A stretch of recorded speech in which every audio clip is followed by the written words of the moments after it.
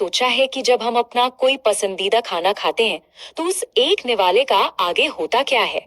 आज हम उसी एक अविश्वसनीय सफर पर निकलने वाले हैं और ये किसी एडवेंचर से कम नहीं है। समझिए कि इस सफर में हम सब फ्रंट सीट पर हैं। तो अगली बार जब पिज्जा का एक स्लाइस या कोई रसीला आम खा रहे हो तो बस एक पल के लिए सोचिएगा, वो स्वादिष्ट निवाला आखिर जाता कहाँ है? वो सिर्फ पेट में जाकर गायब तो नहीं हो जाता, नहीं, बल्कि एक बहुत ही, कह सकते हैं, हैरान कर देने वाले सफर पर निकलता है। चलिए आज इस पहेली को मिलकर सुलझाते हैं। तो हमारी इस एडवेंचर की शुरुआत होती है ठीक एंट्री गेट से, यानी हमारे मुंह से। इसे पाचन तंत्र का एक ग्रैंड एंट्रेंस हॉल समझ लीजिए, जहां से असली पार्टी शुरू होती है। मुंह के अंदर ना एक जबरदस्त टीम काम करती है। सबसे पहले हमारे दांत, वो किसी फूड प्रोसेसर की तरह खाने के छोटे छोटे बहुत छोटे टुकड़े कर देते हैं। फिर हमारी जीभ एक मिक्सर की तरह इसे लार के साथ अच्छे से मिलाती है। और ये लार कोई मामूली पानी नहीं है, ये एक जादुई लिक्विड है जो खाने को एकदम नरम और चिकना बना देता है ताकि वो आसानी से गले से नीचे उतर सके। और अब खाने का वो चिकना गोला, समझिए, एक वाटर स्लाइड पर फिसलने के लिए तैयार है, जिसे हम ईसोफेगस या भोजन नली कहते हैं। लेकिन रुकिए, ये खाना सिर्फ ग्रेविटी की वजह से नीचे नहीं गिर रहा है। ईसोफेगस की मांसपेशियां एक कमाल का डांस करती हैं, जिसे कहते हैं पेरिस्टालसिस। जरा सोचिए, जैसे हम टूथपेस्ट को ट्यूब से बाहर निकालते हैं ना, ठीक वैसे ही ये लहरदार मूवमेंट खाने को धीरे धीरे आराम से पेट की तरफ धकेलता है। ये हमारे शरीर का अपना एक ऑटोमेटिक कन्वेयर बेल्ट है। और यहाँ एक मजेदार बात, कभी सोचा है कि उल्टी क्यों होती है?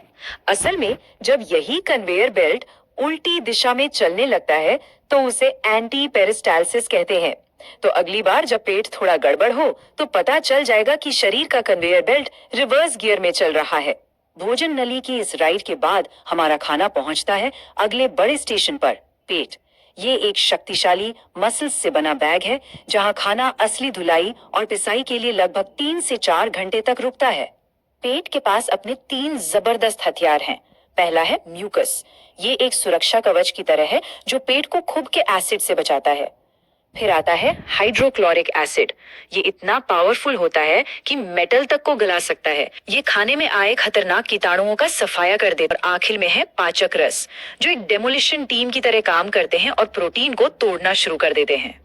पेट में अच्छी खासी पिसाई के बाद हमारा आधा बचा हुआ खाना, जो अब एक गाड़ी लुगदी जैसा बन चुका है, वो पाचन तंत्र के असली सुपरस्टार के पास पहुंचता है, छोटी आंत। भाई असली जादू तो यहीं पर होता है।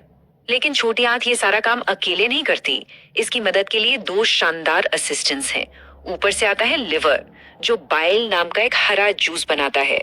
ये फैट के लिए डिश सोप जैसा काम करता है, मतलब उसे छोटे छोटे टुकड़ों में तोड़ देता है।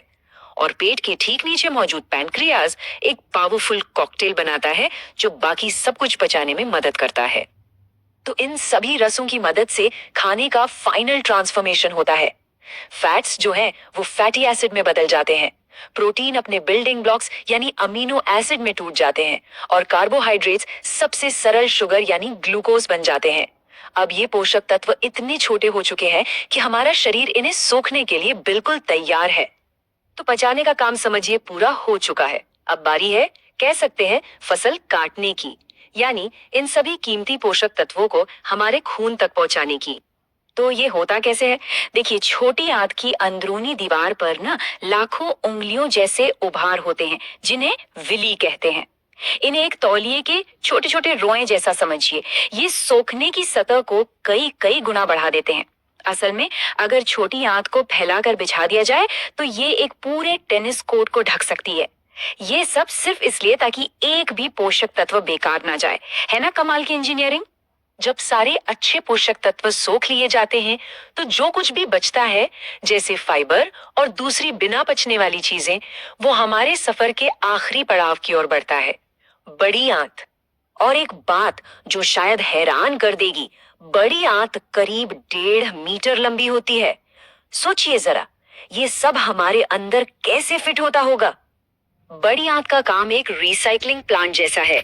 इसका मुख्य काम है बचे हुए वेस्ट से ज्यादा पानी को निचोड़ लेना और साथ ही आखिरी मिनट में कुछ बचे खुचे विटामिन्स और मिनरल्स को भी सोख लेना। मतलब ये पक्का करती है कि कोई भी कीमती चीज बर्बाद न हो। और आखिर में जो ठोस वेस्ट बचता है वो रेक्टम में जमा होता है जब तक कि उसे शरीर भर निकालने का समय ना हो जाए। और इसी के साथ हमारे खाने के एक निवाले का ये महाकाव्य सफर यही खत्म होता है। एक मामूली